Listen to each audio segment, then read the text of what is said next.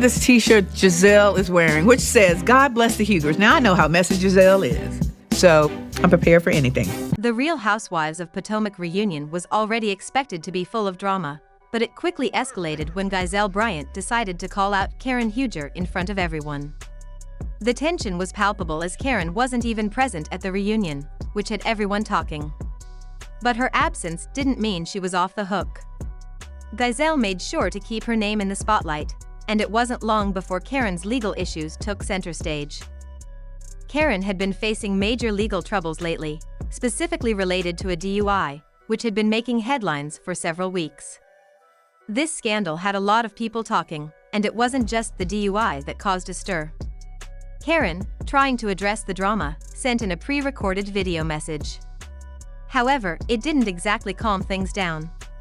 In fact, it opened the door for Gizelle to get even more critical of her, throwing some serious shade that had everyone in the room reacting.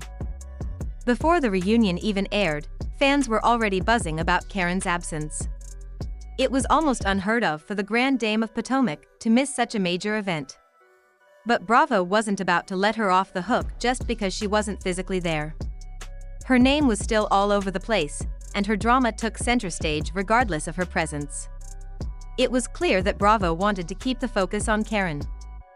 For those who didn't know, Karen had been convicted of a DUI, and the news hit fans hard. The situation got so intense that Karen decided to check herself into rehab, which is why she missed the reunion taping. As the ladies of the show loved dissecting each other's lives, Karen's absence only made them more eager to discuss her. Andy Cohen wasted no time bringing up the situation. He made sure that the cast members addressed what had been going on with her. Wendy Osifo, in particular, was very vocal, making it clear that Karen's actions weren't being overlooked.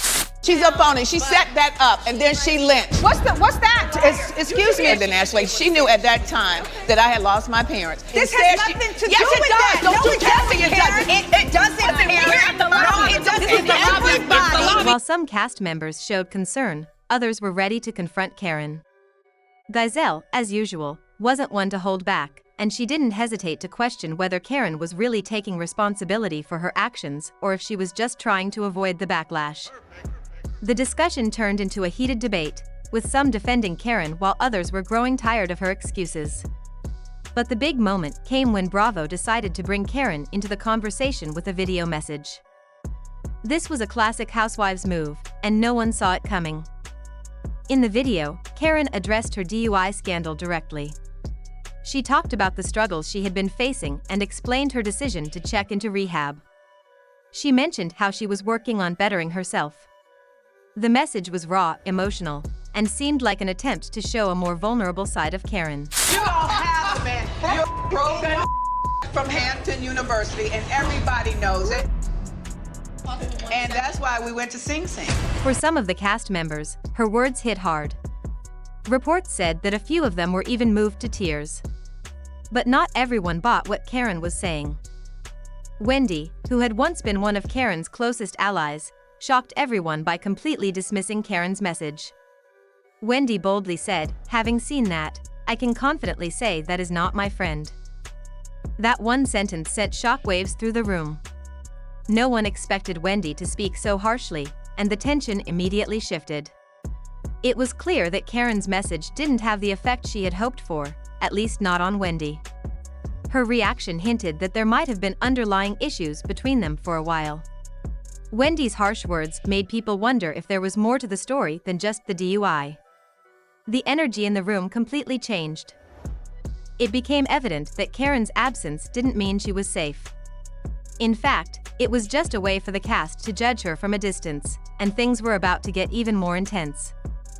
Gizelle wasn't done yet. She has always been the one to stir the pot, and she wasn't about to let Karen off the hook, even in her absence. Well, Mia does not understand what the word truth is. Mia just lies about everything, and she lies to the point where I'm getting bored with it, and I'm getting bored even listening to anything coming out of her mouth.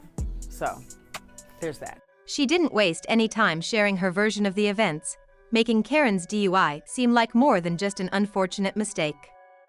According to Gizelle, Karen had a history of reckless behavior that she had been hiding for years.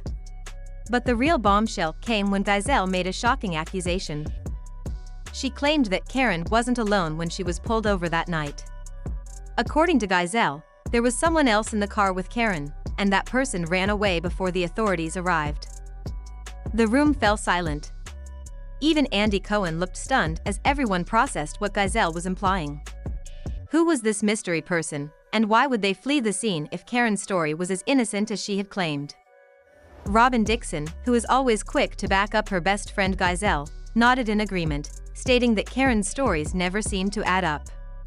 Meanwhile, some cast members were visibly uncomfortable, while others expressed sympathy for Karen's struggles.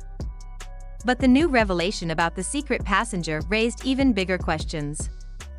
If Karen had someone in the car who ran away, it meant she was hiding something, and for some cast members, that was enough to make them question whether Karen was truly taking responsibility for her actions. Was she covering up something bigger, or was this just another scandal she was trying to avoid? Just when Karen probably thought things were starting to settle down, Mia Thornton and Wendy Osifo stepped in to fan the flames. Wendy, clearly still upset from Karen's emotional video message, didn't hold back. She claimed that Karen's drinking had been an issue for a long time and that the DUI wasn't just a one-time mistake. According to Wendy, Karen was often intoxicated while filming, though this wasn't something the cameras always captured. Mia, who never misses an opportunity to spill tea, took things even further.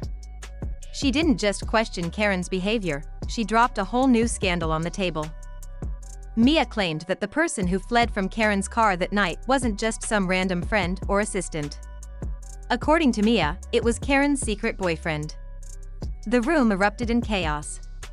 Everyone gasped, and shocked faces filled the room. Gizelle leaned back in her seat with a smug smile, clearly pleased with how the conversation was turning out. Meanwhile, Candace Dillard and Ashley Darby whispered to each other, trying to process the shocking claim Mia had just made. The biggest question on everyone's mind was whether Karen had been leading a double life. For years, she had branded herself as the devoted wife, the grand dame who had everything under control. But with accusations of a secret man, a drinking problem, and a mysterious situation involving her DUI, it seemed like the perfect image she had worked so hard to maintain was starting to crack. Karen's reputation was hanging by a thread.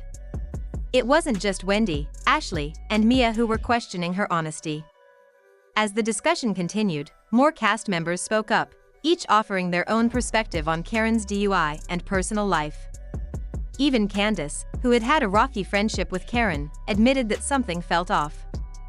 While she wasn't quick to believe every accusation, she pointed out that Karen had a habit of avoiding difficult conversations and controlling what personal details she allowed to be shown on camera. That's when Andy Cohen, ever the reunion host, stepped in. He always knows when to push for answers, and this was one of those moments. He wasted no time pressing the cast for more details. If Karen had been drinking heavily while filming, why hadn't anyone addressed it before? Did anyone else know about this alleged secret boyfriend? And, most importantly, who was in the car with Karen that night? With Karen absent, the room was left to speculate. Ashley Darby, never one to let a moment of drama slip by, suggested that Karen's video message seemed too polished. She claimed it was less of an apology and more of a way for Karen to control the narrative without actually answering any tough questions. Mia agreed, adding that if Karen was truly remorseful, she would have faced the ladies in person instead of hiding behind a video. On the other side, Robin Dixon played devil's advocate. She reminded the group that Karen had checked into rehab after the DUI, which showed at least some effort to take responsibility for her actions. But even that wasn't enough to quiet the doubts in the room. With alliances constantly shifting on the show, some people wondered if this was just another power move by Gizelle, Wendy, and Mia to knock Karen off her pedestal and shift the dynamics within the group. Regardless of who was telling the truth, one thing was clear: Karen Huger had a lot to answer for. Karen may not have been in the room, but her presence was still felt. With so many accusations left unanswered, it's clear that Karen will eventually have to face the music. The big questions are, will Karen finally break her silence and set the record straight? Will she return for the next season, or has this scandal become too big for her to recover from? And more importantly, will Gizelle and Wendy continue to expose Karen, or will Karen clap back and put them in their place? What do you think? Drop your thoughts in the comments below, and don't forget to like, share, and subscribe for all the latest Housewives drama.